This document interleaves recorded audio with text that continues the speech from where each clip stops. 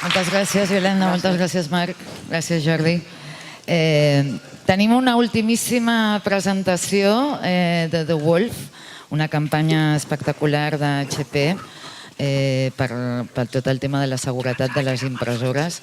Hem de pensar que ens preocupem moltes vegades de què passa amb el nostre mòbil, què posa amb el nostre portàtil en temes de seguretat, i realment no ens en donem compte que les impressores tenen quasi com 18 ports d'entrada o alguna cosa així, m'han dit, no? La gent d'HP. 18 ports d'entrada des d'on poden entrar hackers.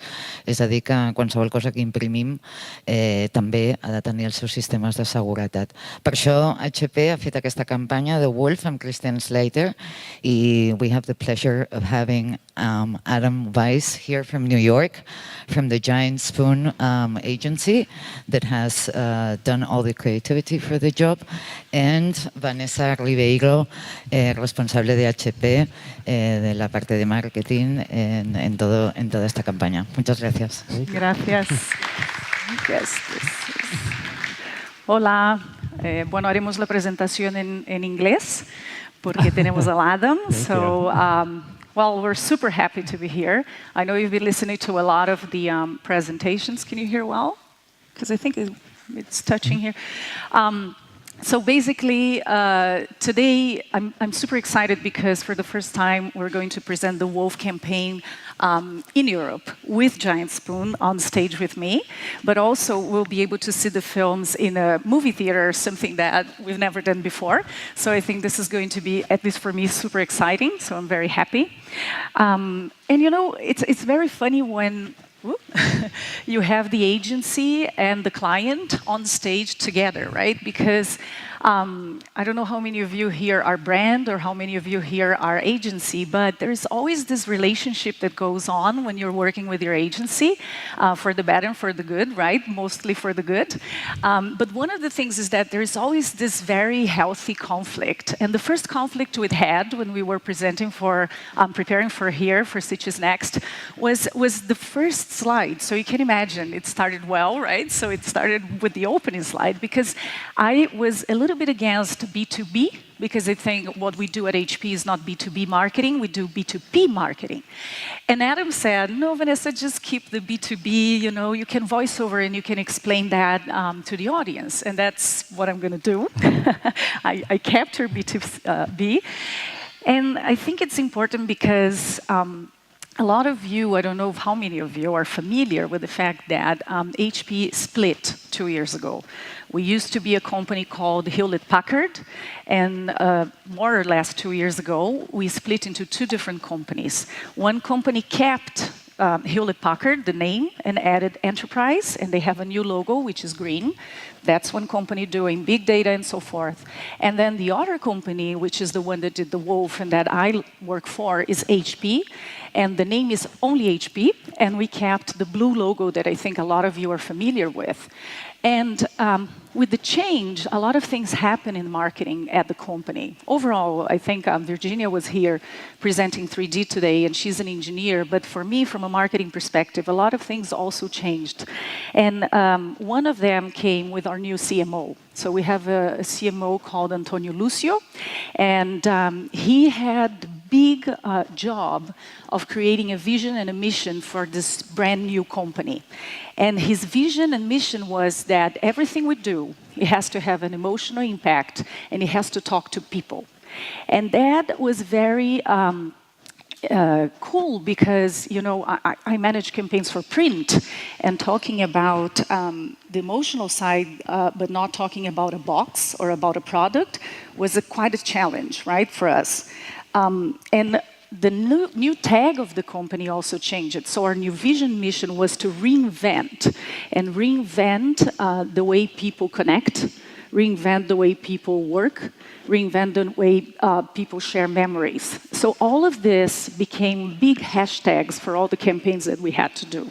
And Wolf is a little bit of part of this as well, because it's the way we reinvent security, but we also reinvent how we work in the office. So today, to present our business to people campaign. I have with me Adam. So as Blanca introduced before, Adam came from New York. He arrived yesterday. He's going to do all the creative and the brief and how he interpreted our brief from an agency perspective. I'll do the the dark side of the force. I'm going to do the black security, right? I'm going to talk about why security is important these days. But before I start, I know some of you, I recognize some of, well, I can't really see when I'm here, but I remember some of the folks this morning that are still with us. You've been sitting for quite a long time. So I would like you to stand up for a while, if you could. Para los que no habláis inglés, si podéis levantar. Los que tengáis móvil. Los que tengáis smartphone. I believe 90% of you probably have a smartphone, right? So, and then I want you to unblock your smartphone and go to WhatsApp. And if you're Europeans, I'm sure you have WhatsApp, probably 1% or 2%, right? But just open your WhatsApp. And then I want you to give your mobile phone with your WhatsApp open to the person on your right. Okay, that you don't have to do it. It was an exercise. But it feels quite uncomfortable, right? And the reason, you can sit, Adam. The reason I wanted to do this, I went to this talk on security when I just joined this job, and the guy did this exercise, and I felt so uncomfortable giving my WhatsApp to somebody right next to me that I didn't know. And the reason is data privacy. We all value our information. We all value our data. And I think we can only relate to security the moment that it touches something that is personal to us. And that exercise, I think, shows you how uncomfortable it feels when somebody steals your data, right? And when I started, I went to all those security events around the world because I needed to learn about security. And I'm a creative. I come from marketing. And I couldn't relate to the things they were saying. It was so complicated. I was like, okay, types of cyber attacks and all those things that they do, right?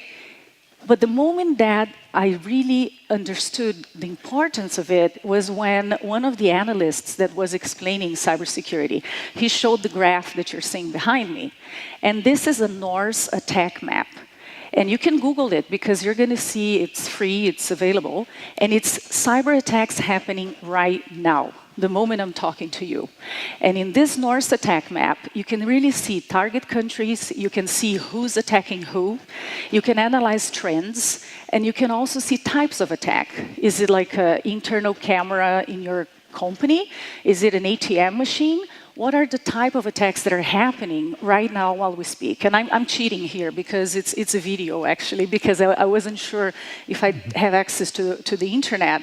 But I just grabbed from the real page a glimpse into the Norse attack map for you. So this is real. This is happening. And what about numbers, right? Because if you look at the losses and the damage of security, it's huge. And there was a conference 2 weeks ago, RSA, one of the biggest conferences about security. And they showed this number, which is the damage that cybercrimes can imply. And it's 6 trillion in damage annually by 2021. This is about, what, five years from now. So to give you a little bit of perspective, this is about 10% of the world economy. This is huge, right? So if you look at the losses, we are all here talking about banking, and this is just super relevant. If you have the same age as me, you were born in the 70s, you're probably familiar with the scene from Point Break #1, not the second Point Break. It was an epic scene because for me it was just like super cool to see all those surfers attacking a bank and robbing and this. Well, we're in the banking track of Cities Next, and really what banking now is worried is not this type of attack. This stayed in the 90s, right? Of course, this still happens. What is top of mind for financial institutions, small and big businesses now, is really cyber crimes, right? This is where the real action happens. And with the Internet of Things, a lot of you heard about Internet of Things this morning. You have smarter devices, you have everything connected. You can work easily with Internet of Things, but also the amount of risk that we face because of all of those devices that are connected to the internet, but also amongst them, is huge. And to predict the type of attack that you're going to get from those devices is just every time more and more difficult. And I borrowed this from a Wired magazine interview with the CEO of Red Balloon, which is a company that does Internet of Things type of security. And it is very true. You can have your fitness tracker that you go jogging and it connects to your car, and then you share it with your friend, right?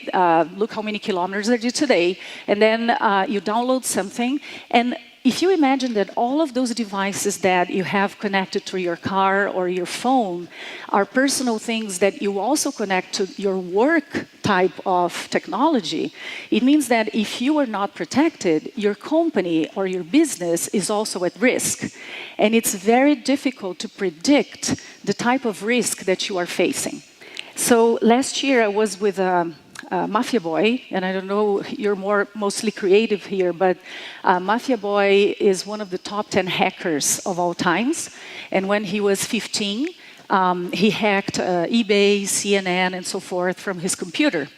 And we were with him at an event, and I was asking him, so how do you protect for all those things, right? I was freaking out already.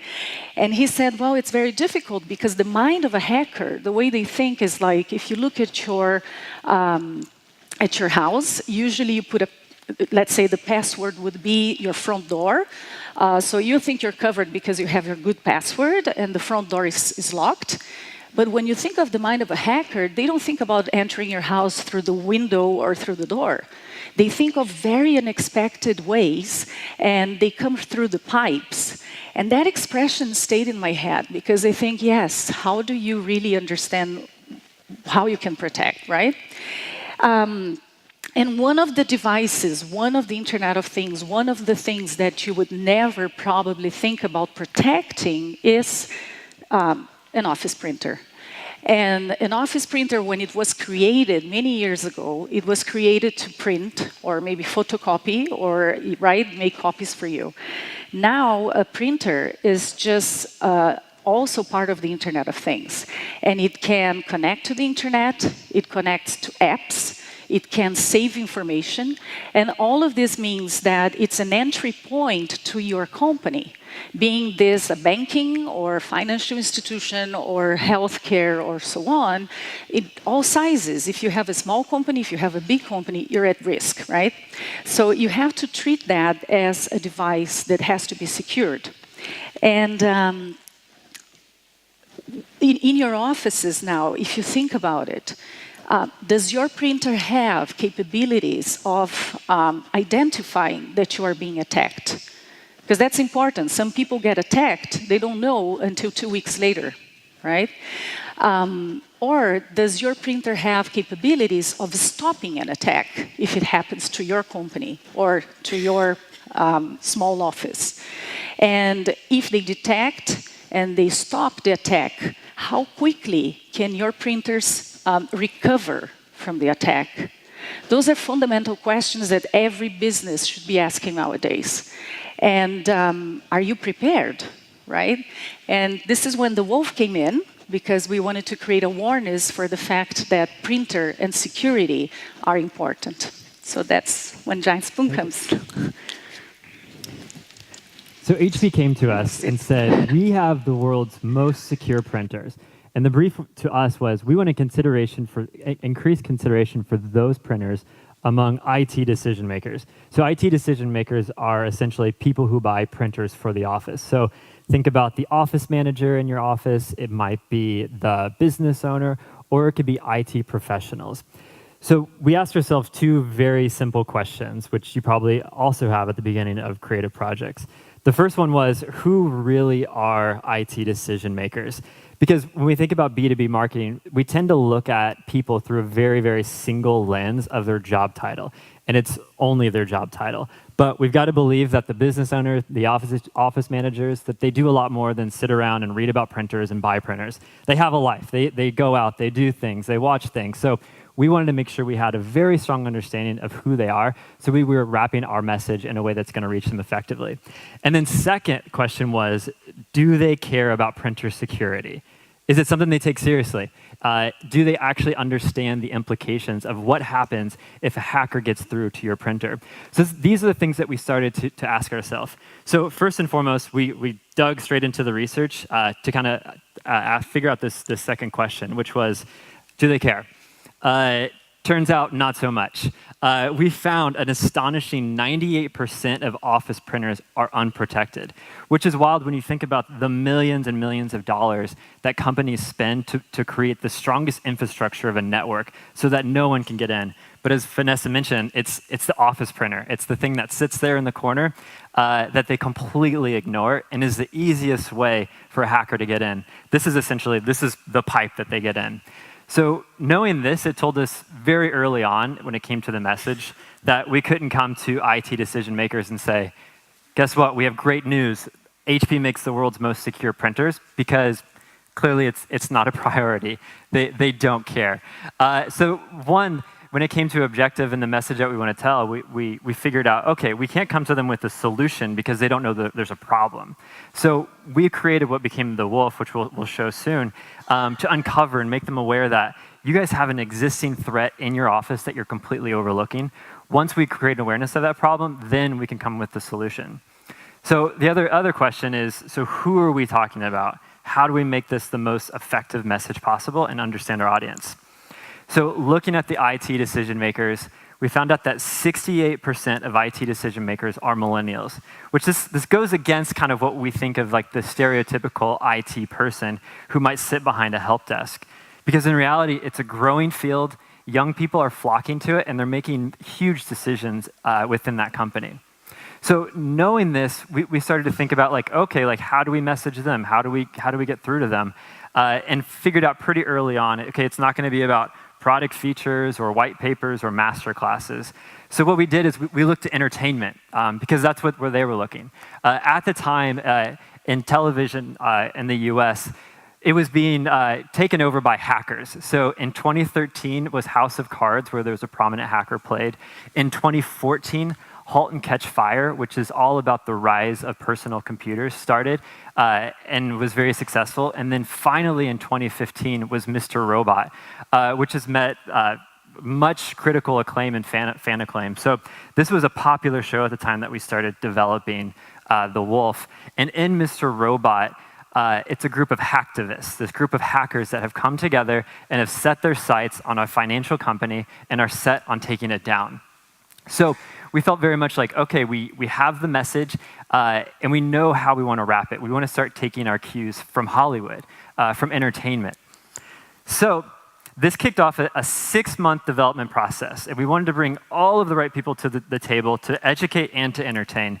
So we worked with cybersecurity experts who could make sure that we had our facts straight. We worked with screenwriters because we want to ensure like this is a compelling, emotional story that we're telling. And finally, we worked with top quality film directors and talent to ensure it's the highest quality possible. So we do want to turn this quickly into a film festival and share The Wolf with you, starring Christian Slater. We hope you enjoy.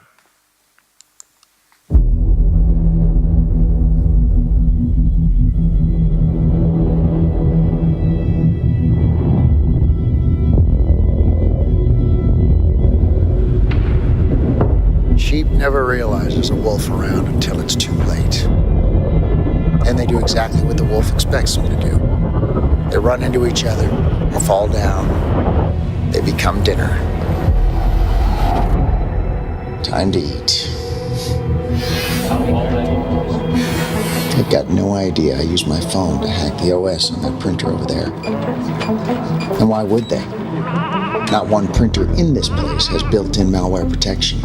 Now, while they're all busy watching a little something I threw up on the control panel, just look at your screen. I can intercept all their print jobs until I find the info I'm looking for. Ooh, yeah, today's somebody's birthday.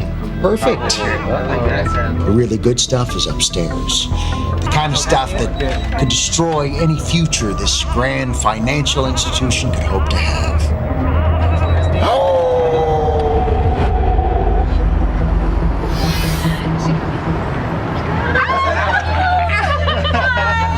I love a good office party. Everyone looks so happy. Happy birthday. Especially Janice. I thought everybody would forget her birthday. Okay. Not me.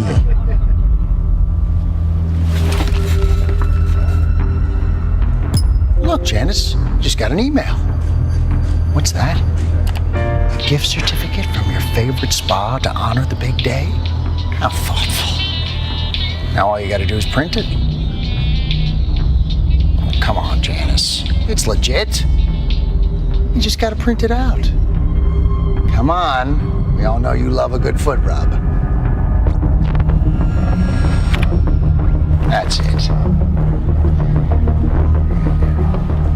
Now I have access to every computer on the network. How, you ask? Well, none of the printers here automatically monitor for threats, so that gift certificate I just sent Janice to print was actually hiding my malware in the print stream, bypassing the company's security, which means now I can use the printer to get around the firewall and, surprise, access all the unencrypted data and route it to myself. I know it's a mouthful, but it's actually really simple. Because these guys don't automate their security monitoring, not only can I see every document that gets printed in this place, I can see all the good stuff hiding on their computers, too. Now it's a party.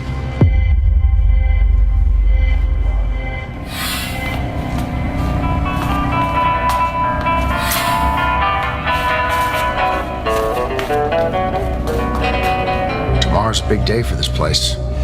Looks like they've got a presentation to their most important client about a confidential private stock offering. Sure hope everybody's getting a good night's sleep. They are gonna need it. It's funny how much stuff people leave in the office, huh? It's like they want me to take their personal information. I'm Mr. Vice President of blah, blah, blah, and my life is ruined. These folks have no idea that when they come to work in the morning, I not only have helped myself to their personal identities, but I've gotten hold of their clients' most sensitive financial information. The ironic thing is these guys probably spent a fortune securing their network and their servers. But because no one bothered to arm any of these PCs with the BIOS defense system, my malware is free to do its thing. Oh!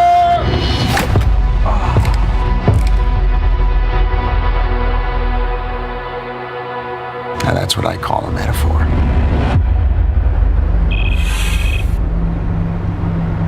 Oh yeah, no, there's a lot riding on this meeting.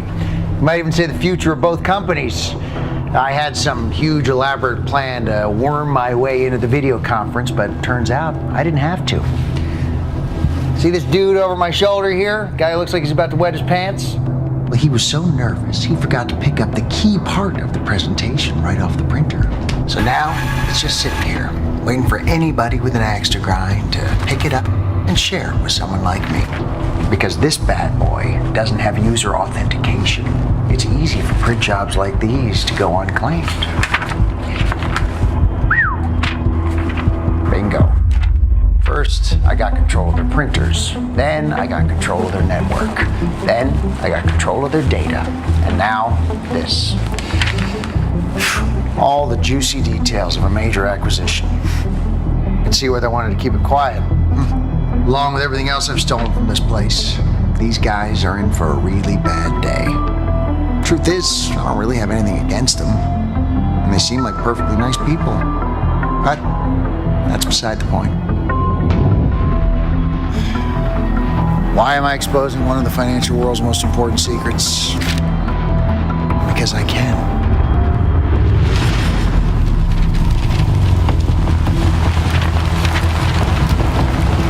Who knows? Maybe next time I'll come after yours.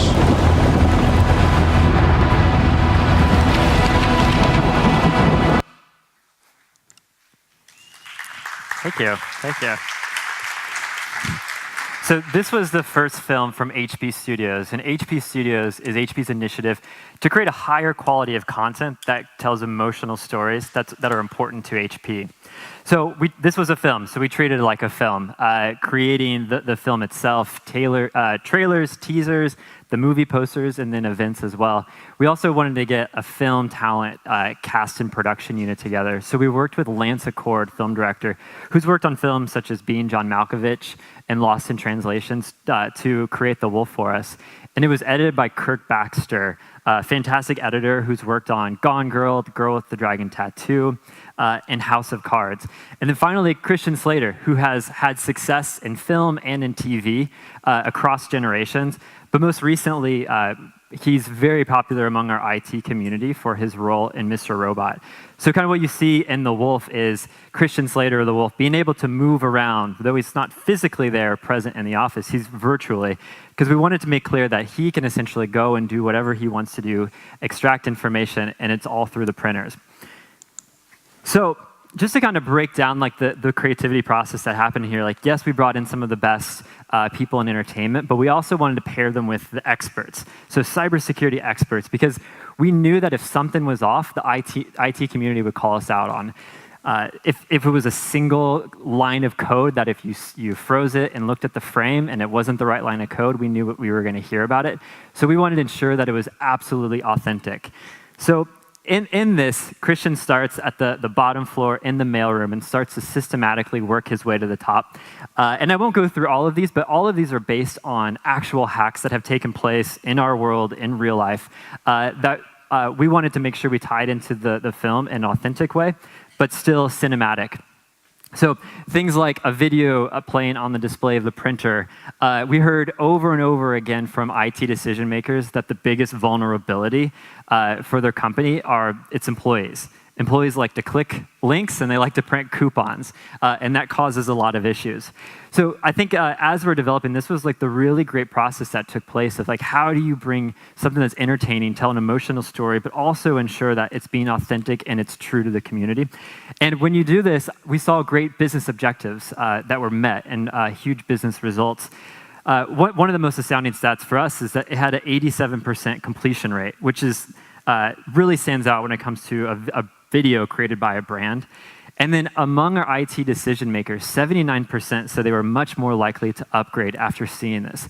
So this film completely changed the conversation for HP, especially salespeople when they would go to companies and meet with them. It was all about, how do I reduce the cost of the printer? How do I minimize it so I don't have to pay as much? That shifted from, am I secure? Do I have the features and the printer to avoid everything that I just watched here? And that's what we really loved, is like taking education, taking entertainment, putting it together, and when you marry those two together, you can hit business objectives, but also get an incredible story to your audience. So this became what was initially just a call for ideas of how do we increase consideration, became a whole platform for HP. We extended the series into The Fixer, starring Jonathan Banks from Breaking Bad. And The Fixer, he's the one who brings the solution. So he goes into each of the companies that the Wolf previously hacked and installs an HP printer. So this is where we're able to tie more product information and to make sure that the IT decision makers feel like they have some answers of what they can do. And then finally, the Wolf, the hunt continues. He sets his sight on healthcare. Just extending the story and showing how this is very relevant to financial, to government, to healthcare, to businesses of all sizes. So in conclusion, I hope that this is a strong inspiration and creative example of how we can tell incredible emotional stories, but can also marry that and hit business results and achievements. Campaign is actually still running, because right now we're very busy, both Giant Spoon and HP, because it was such a success that we're doing Wolf 3, and we start filming in May. So you look as all calm and relaxed, but we're just with the email, like, you know, that we have to start shooting. But yeah, it's been a great campaigning project. Yeah. Thank you. Thank you. See?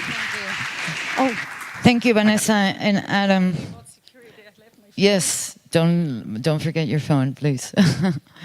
Bueno, moltes gràcies. Hem arribat al final d'aquest dematí.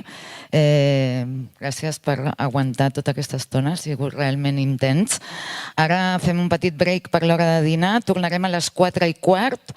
Tenim un panel impressionant de música amb ponents diversos de tota mena i tots moderats pel Bruno Sokolovic. O sigui que us esperem aquí a les 4:15 per ja el tercer panel del Sitges Next, que serà el de música. Moltes gràcies, bon profit.